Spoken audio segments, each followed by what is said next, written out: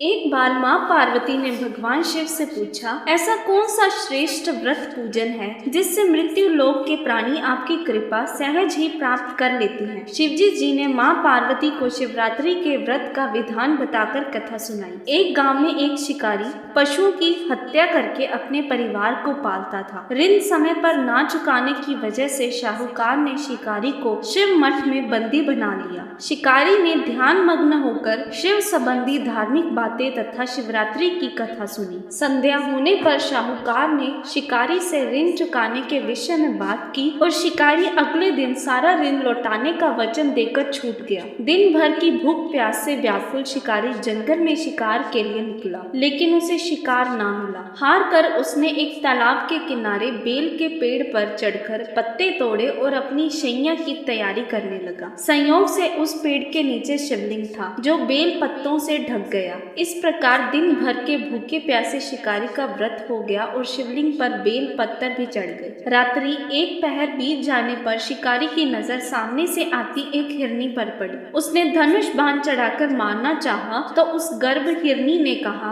आप मुझे छोड़ देंगे तो मैं बच्चे को जन्म देकर शीघ्र ही लौट आऊंगी। यह सुनकर शिकारी ने बाण वापस रख लिया और हिरनी को जाने दिया और शिकारी दूसरे शिकार का इंतजार करने लगा। थोड़ी देर बाद आधी रात को शिकारी को दूसरी हिरनी आती हुई दिखाई दी तो शिकारी ने फिर बाण तान लिया। तब इस हिरनी ने शिकारी को प्रार्थना की कि मैं शतुमती हूँ और अपने पति की खोज में भटक रही हूँ। मैं अपने पति से मिलकर शीघ्र ही तुम्हारे पास आ जाऊंगी। शिकारी ने उसे भी जाने दिया। रात्रि के तीसरे पहर एक और हिरनी अपने बच्चों के साथ वहां पर आई। शिकारी ने धनुष पर तीर चढ़ाने में देरी न लगाई। वह तीर छोड़ने ही वाला था कि हिरनी बोली, हे पार्थी, मैं इन बच्चों को उनके पिता के हवाले करके लौट आऊंगी। इस समय हमें मत मारो। शिकारी बोला, मैं 2 बार अपना शिकार खो चुका हूँ। मेरे बच्चे भूख प्यास से तड़प रहे होंगे। उत्तर में हिरनी ने कहा, जैसे तुम्हें अपने बच्चों की ममता सता रही है, ठीक वैसे ही मुझे भी। मैं इन बच्चों को उनके पिता के पास छोड़कर तुरंत लौटने की प्रतिज्ञा करती हूँ। हिरनी का दीन स्वर सुनकर शिकारी को उस पर दया आ गई और उसे जाने दिया। शिकार की तलाश में शिकारी बेल पत्र तोड़कर नीचे फेंकता रहा। प्रातः काल से कुछ पहले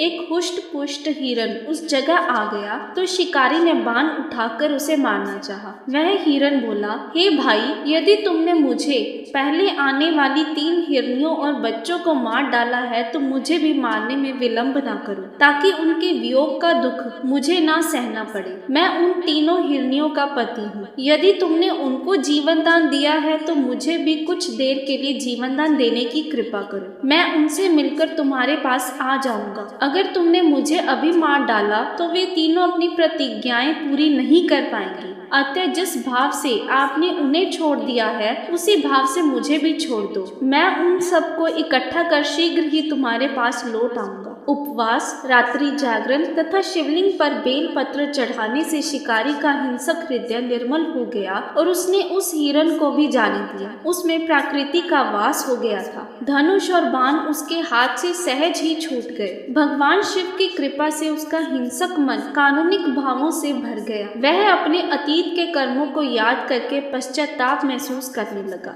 थोड़ी ही देर बाद हिरन परिवार सहित शिकारी के समक्ष उपस्थित हो गया ताकि वह उनका शिकार कर सके, किंतु जंगली पशुओं की ऐसी सत्यता, सात्विकता एवं सामूहिक प्रभावना देखकर शिकारी को बड़ी ग्लानि हुई। उसके नेत्रों से आंसुओं की छड़ी लग गई। उस हिरन परिवार को ना मारकर शिकारी ने अपने कठोर हृदय को जीव हिंसा से हटाकर सदा के लिए दयालु बना लिया। देवलोक से समस्त देव समाज इस घटना को देख रहा था। देवी देवताओं ने पुष्प वर्षा की। शिव कृपा से शिकारी तथा हिरन परिवार मोक्ष को प्राप्त हुए। दोस्तों, चैनल को सब्सक्राइब कर लीजिए और कमेंट सेक्शन में हर हर महादेव जरूर लिखना।